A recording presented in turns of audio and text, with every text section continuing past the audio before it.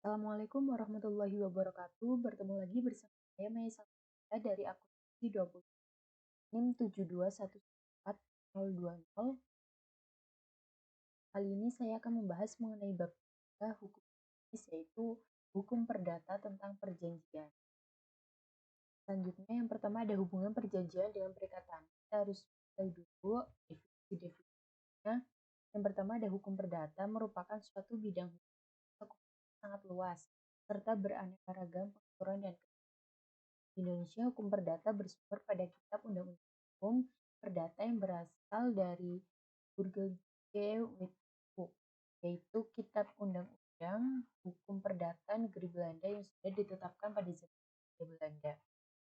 Selanjutnya ada definisi perikatan. Perikatan adalah suatu hubungan hukum antara dua orang atau dua pihak.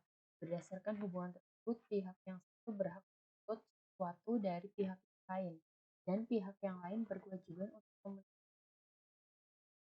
Selanjutnya ada pengertian dari perjanjian dalam pasal 1313 KHU Perdata berbunyi perjanjian adalah suatu perbuatan dengan satu orang atau lebih yang dirinya terhadap orang atau lebih. Selanjutnya ada definisi perjanjian menurut Shukri adalah sebagai suatu peristiwa ketika seseorang berjanji kepada orang lain atau ketika saling berjanji untuk melakukan suatu. Selanjutnya ada asas-asas hukum perjanjian. Ada 5 asas, yaitu asas kebebasan berkontrak, yaitu masyarakat diperbolehkan dan dibebaskan untuk membuat suatu perjanjian dalam bentuk apapun. Yang terpenting isi perjanjian tersebut tidak menyimpang dari norma. Yang kedua ada asas konsensualisme. Yang dimaksud yaitu perjanjian ini dibebaskan dalam bentuk apapun, tapi diharuskan untuk formal dan mengikuti peraturan-peraturan yang sudah dibuat oleh undang-undang, seperti perjanjian penghibahan benda bergerak tanah dilakukan dengan tarif. Jadi perjanjian ini harus secara tertulis. Selanjutnya ada asas pacta sunt servanda, itu berprinsip bahwa semua perjanjian haruslah dibuat secara sah dan sesuai dengan aturan undang-undang. Dengan kata lain, sebuah perjanjian akan mengakibatkan suatu kewajiban hukum sehingga para pihak terikat untuk melaksanakan perjanjian tersebut. Perjanjian dibuat sendiri oleh para pihak dan menentukan isinya serta cara pelaksanaan. Selanjutnya ada asas kepribadian menurut pasal 1315 KUH Perdata yang berbunyi pada umumnya tiada seorang pun dapat menyatakan diri atau meminta ditetapkan janji, melainkan untuk dirinya. Dengan kata lain, suatu perjanjian akan meningkatkan harga pada orang yang membuat. Orang lain tidak ikut campur dalam sebuah perjanjian, maka tidak akan terikat. Dalam asas ini berlaku dua pengecualian, yaitu janji untuk pihak ketiga dan perjanjian garansi. Nah, janji untuk pihak ketiga itu seseorang membuat suatu perjanjian yang isinya menjanjikan hak orang lain. Sementara itu, perjanjian garansi adalah seorang membuat perjanjian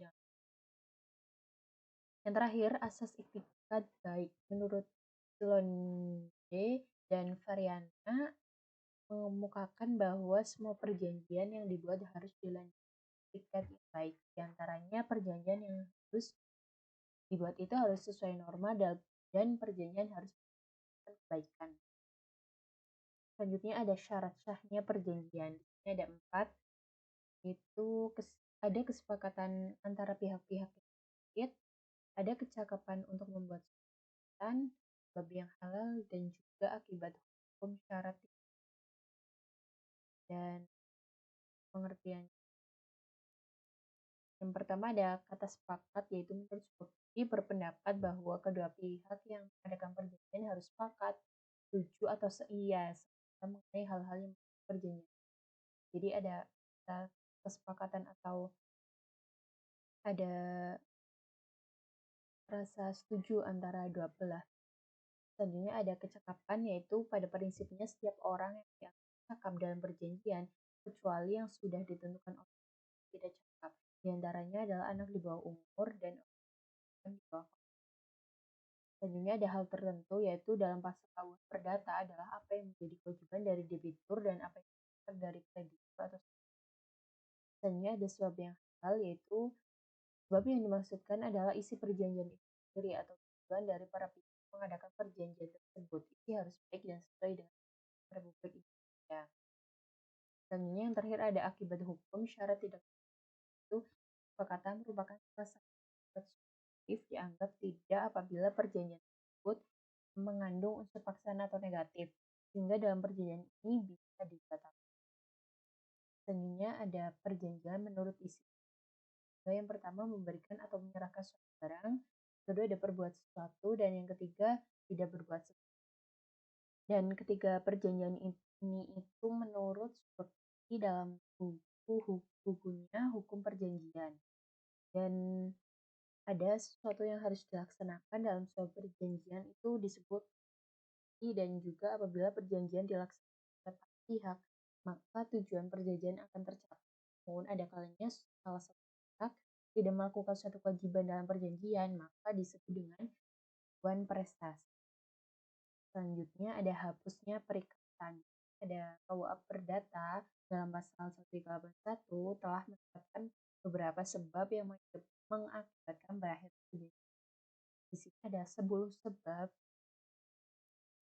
perjanjian itu berakhir. Yang pertama ada pembayaran, konsiliasi atau perbantuan utang, perjumpaan utang atau konversi, percampuran utang, pembebasan utang, barang utang berlaku batal atau pembatalan, dan yang terakhir ada kadaluarsa atau lewat waktu. Mari kita bahas dimulai dari pembayaran. Nah, apa yang dimaksud dengan pembayaran? Pembayaran adalah pelunasan utang atau tindakan pemenuhan prestasi oleh debitur kepada kreditur. Pembayaran dilakukan di tempat yang dijanjikan oleh kedua belah pihak. Berkaitan dengan hal pembayaran, di dalam pembayaran dikenal dalam sebuah istilah yang disebut dengan subrogasi, yaitu penggantian kedudukan kreditur oleh pihak ketiga. Pergantian ini terjadi dengan pembayaran yang dijanjikan ataupun ditentukan.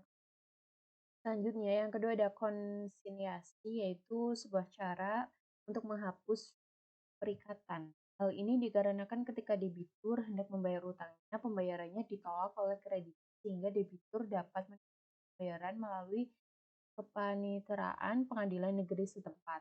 Selanjutnya yang ketiga ada novasi atau pembaruan utang. Novasi adalah perjanjian antara debitur dengan kreditur saat perikatan yang sudah ada dihapuskan lalu dibuat sebuah perikatan yang baru. Selanjutnya ada perjumpaan utang atau kompensasi, yaitu penghapusan masing-masing utang yang sudah dapat ditagih secara timbal balik antara debitur dengan kreditur. Selanjutnya yang kelima ada pencampuran utang, yaitu pencampuran kedudukan antara orang yang berutang dengan orang kedudukan sebagai kreditur sehingga menjadi. Selanjutnya ada pembebasan utang, yaitu pernyataan sepihak oleh kreditur kepada debitur bahwa debitur dibebaskan dari. Selanjutnya ada musnahnya barang yang terutang. Itu suatu hilangnya barang yang terutang juga menyebabkan hapusnya sebuah perikatan. Hilangnya barang yang terutang bukan karena kesalahan atau kelalaian debitur. Selanjutnya ada berlaku suatu syarat batal, yaitu diartikan sebagai syarat yang apabila dipenuhi akan menghapuskan sebuah perjanjian dan seolah-olah tidak ada sebuah perjanjian karena sudah dibatalkan atau dihapus. Selanjutnya ada batal atau pembatalan, merupakan sebagai pembatalan perjanjian yang dapat dimintakan sebagaimana yang sudah diuraikan sebelumnya pada syarat-syarat perjanjian. Selanjutnya yang terakhir ada kadaluarsa atau lewat waktu, yaitu suatu alat untuk memperoleh hak atas sesuatu untuk dibebaskan dari perikatan dengan lewatnya suatu waktu tertentu dan syarat yang telah ditentukan undang-undang. Dan dengan lewatnya suatu waktu, maka perikatan akan terhapus. Yang tersisa hanyalah perikatan bebas. Artinya kalau dibayar boleh, tetapi kalau tidak dibayar, tidak dapat dituntut di depan hakim. Jadi sifatnya bebas ya.